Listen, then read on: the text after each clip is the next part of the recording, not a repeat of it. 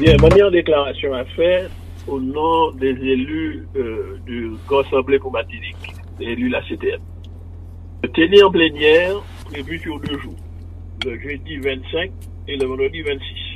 Le président conseil exécutif là, tout seul, décidé d'annuler deuxième loi. Et il a annulé, et puis il décidé de remplacer, il va s'aiguiller en conférence territoriale.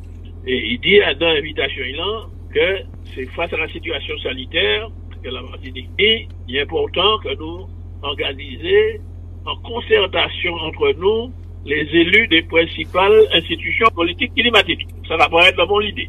Mais il dit qu'il a fait ça à la fois en présentiel et en visioconférence le vendredi 26 à partir de 9h. Donc il croisait plénière là pour remplacer par ça. Et puis là, nous avons regardé les listes de monde qui est invité, nous avons constaté que tous les conseillers de l'Assemblée pas invités. Il décidait de limiter quoi à tous les membres du conseil exécutif, au président de l'Assemblée, et puis à ça, il criait les chefs des groupes.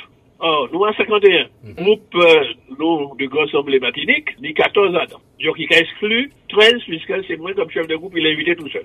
Et il fait même bail là pour les autres groupes. Il a ajouté les parlementaires, il a ajouté l'ensemble des maires, en passant, il a oublié des maires, pour qui a méprisé eux, mais Grand Rivière et Maire Fontaine, il a invité seulement 32 maires sur 34. À tout l'Israël et Banois. Il mettait les parlementaires, députés, sénateurs, etc. Alors, nous faisons remarquer que nous ne pouvons pas comprendre pour qu'il y ait limité concertation, puisqu'elle est faite en large concertation, et que rien pas empêché que été invité tous les conseillers territoriaux de l'Assemblée. Parce que comme il y aura fait à la fois en présentiel et en visio, pas ni limitation de nombre. Alors nous faisons en contre-proposition. Et pourquoi nous restons dans la légalité, nous disons convoquer un congrès. Et congrès qui permet de réunir l'ensemble des élus qui dit Martinique. Président Assemblée, M. Lucien Salibert, monsieur dit non, rien à faire, rien, il va l'étendre à rien, c'est non. Alors nous essayons de plaider, nous-mêmes publier un communiqué, que les pages Facebook, pour essayer de convaincre qu'il faut couvrir là. Il parlait de match, il dit c'est niet. Eh bien, nous prenons la décision au niveau des élus du Grand Assemblée que nous pouvons participer pour protester contre l'esprit de fermeture et d'exclusion à la fois de la part du président de l'Assemblée et du président du Conseil exécutif.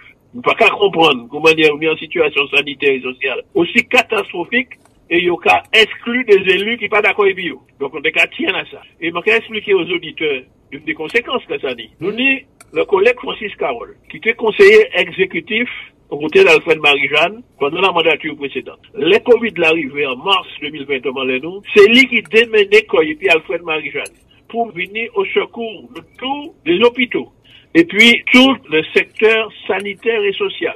Et puis tout ça qui a fait dans les EHPAD pour voir tous ces établissements-là qui ont occupé de personnes âgées, les moyens pour protéger les personnes âgées. C'est lui et puis Alfred Marie-Jeanne qui fait voter en série de subventions, appuyé par Miguel Laventure, qui fait ce qu'il faut pour que les fonds européens que nous avons gérés puissent venir éligibles à ça. Nous pouvons prendre dans les fonds européens. Donc, Francis Carole, pendant ces 2 années qui finissent écoulées, a accumulé un certain nombre de compétences dans les ça, il connaît bien là. Eh bien, formule là, que c'est pour utiliser, c'est qu'à exclure. Puisque c'est un seul, moi tout seul qui vient, et nous pas ni doit venir, et puis tous les élus du groupe qui font tant élus par des Martiniquais, et qui t'a représenté, écoutez bien, 47 857 électeurs. Voilà tous ces monde là que exclu, et nous plaider ça tranquillement en plénière, et bien, président Assemblée a pas qu'attendre match, il pas étendre, il obtue, il bouchait, et même il coupait la parole, il refusait de donner la parole à Louis Boutrin et à Manuel Laclem Bertolo, mais devant telle attitude, nous décidons que nous pouvons participer à concertation que nous avons décidé de faire entre eux le 26, vendredi 26. Donc nous allons faire public là comme ça, et nous prêts à expliquer nous plus longuement qu'il le faut en les bails. Voilà.